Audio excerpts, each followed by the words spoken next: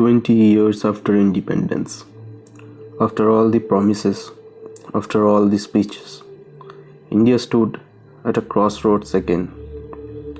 The fourth general election had just passed, and what did we see? Not the rise of a mature democracy, but the collapse of trust. The people, exhausted by 2 decades of one-party rule, removed Congress from power in 9 provinces. It was a moment of hope, a sign that the people still had strength, vision, and courage. But the hope was short-lived. The new governments, made of parties with opposite ideologies, opposite policies, opposite moral compass, could easily unite against someone, but could not unite for the nation.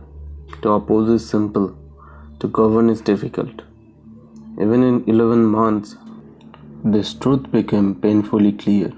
India had adopted a Western form of democracy, but without Western conditions.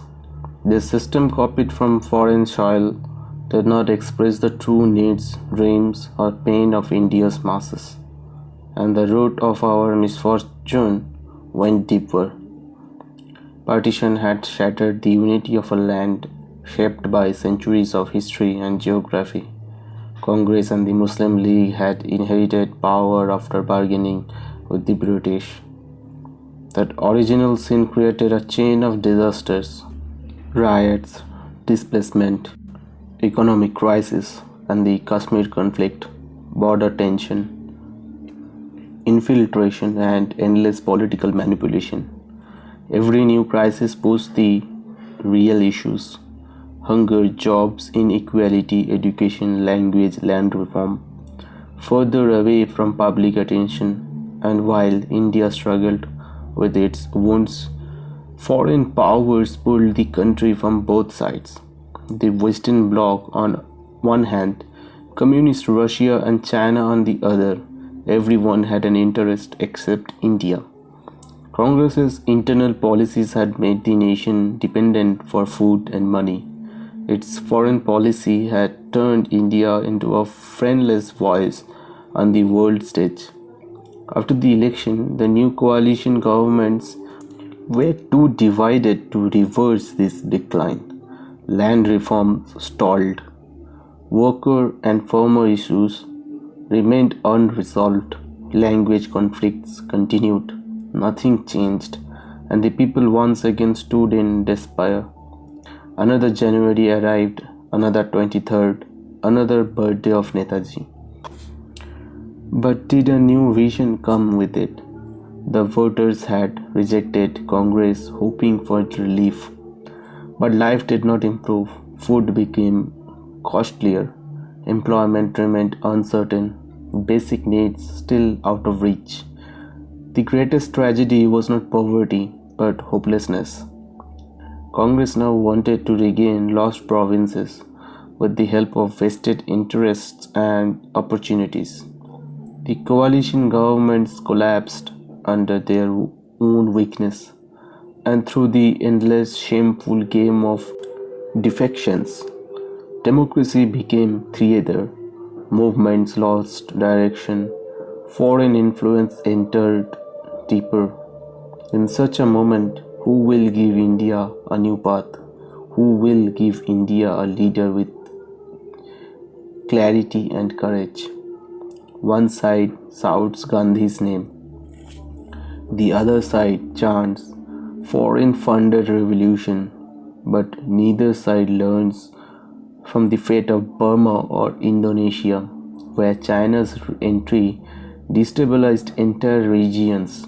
Even those who claim to follow Netaji reduce him to a statue, a slogan, a street name. They praise his courage but ignore his nation-building vision. A true tribute to Netaji is not followers at a crossroads, but the adoption of his constructive program, his clear method, his uncompromising realism. Ask today's loud revolutionaries, how many of you in youth walked the path of discipline, sacrifice, and clarity like Bose did? in a time when rebellion meant death, not social media applause. A nation's history does not end in 20 years. India must rebuild herself again, and her youth must take oath to do so. The last 2 decades of misdirection have already taken their toll. We cannot afford more. Revisit in Netaji's ideals, re-examine his policies, reclaim his national and international vision, and build a sovereign, self-reliant India. No foreign leader will solve our destiny.